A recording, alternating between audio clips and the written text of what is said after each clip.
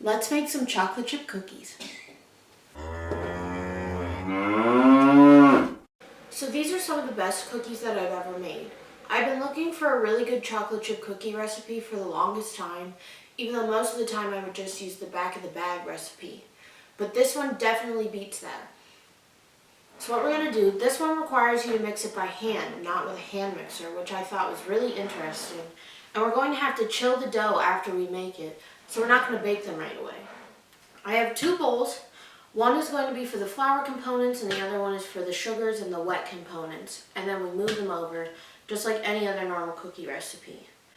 So what we're going to start off is with the wet ingredients. I have 12 tablespoons of unsalted butter melted and then completely cooled after it's melted. Half a cup of granulated white sugar. Half a cup and 2 tablespoons of dark brown sugar. Make sure the brown sugar is packed. Then we're going to mix that up until it's all blended together.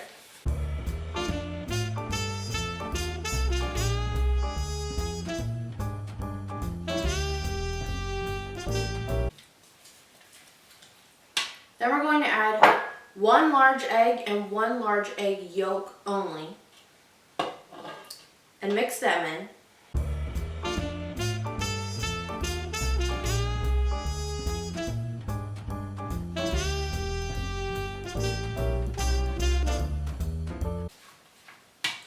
Then once that's mixed, the final wet ingredient that we're going to add is 2 teaspoons of vanilla extract.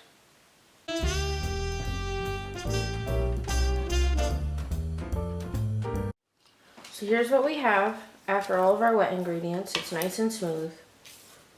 Now we're going to move to our dry ingredients. So for the dry ingredients, we're going to add 2 cups of flour, all purpose.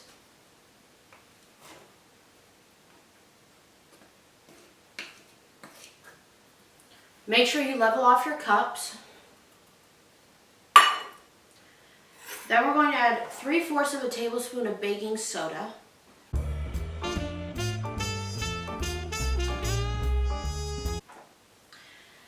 And then with salt, I don't like my cookies really salty, and I find that a lot of recipes add too much salt for me.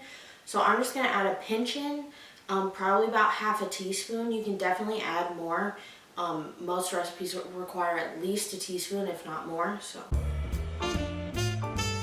now we're going to take our whisk and we're going to whisk all these together so everything's equal, and then we're going to put it into our wet ingredients.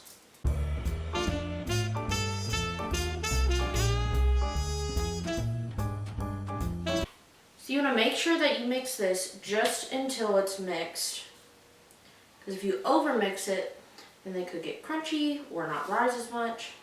We don't want that.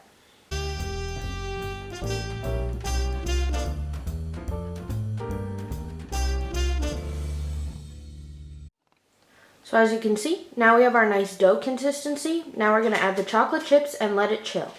For my chocolate chips, in this recipe I'm going to use chocolate chunks. I just bought the Nestle semi-sweet chocolate chunks, and I'm going to use about 3/4 of the bag.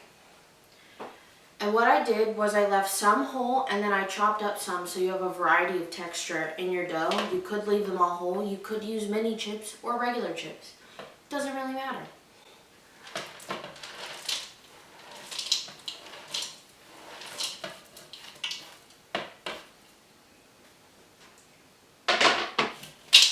Then stir that until just combined.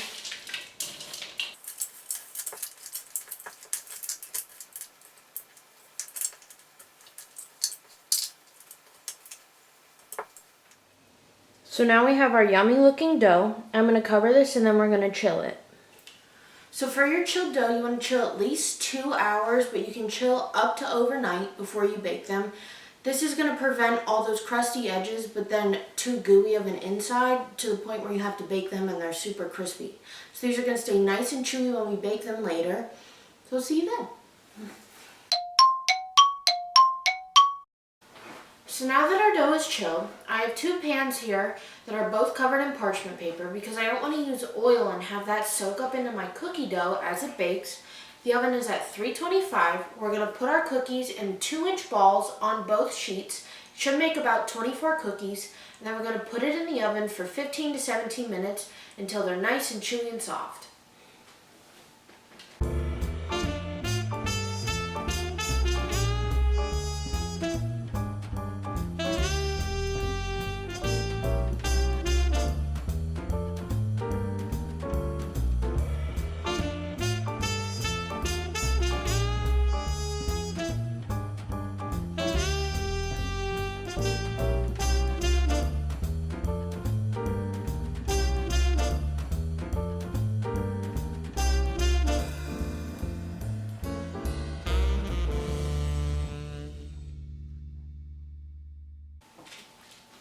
So after you get a cookie sheet full, you want to take your cookie dough and you want to press it down until it's about 1/2 inch thick.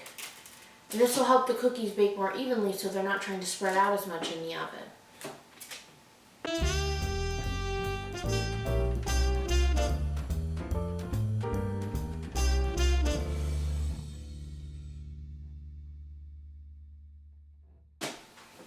Into the oven they go.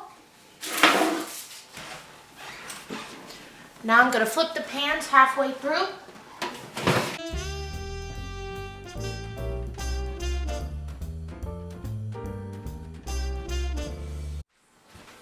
It's time to pull them out.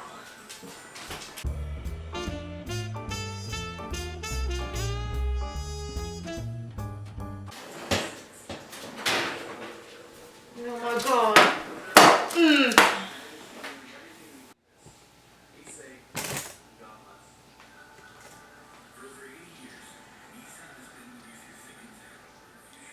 So other than having to chill them, they're super easy and just like any other cookie, but they come out so soft and so good.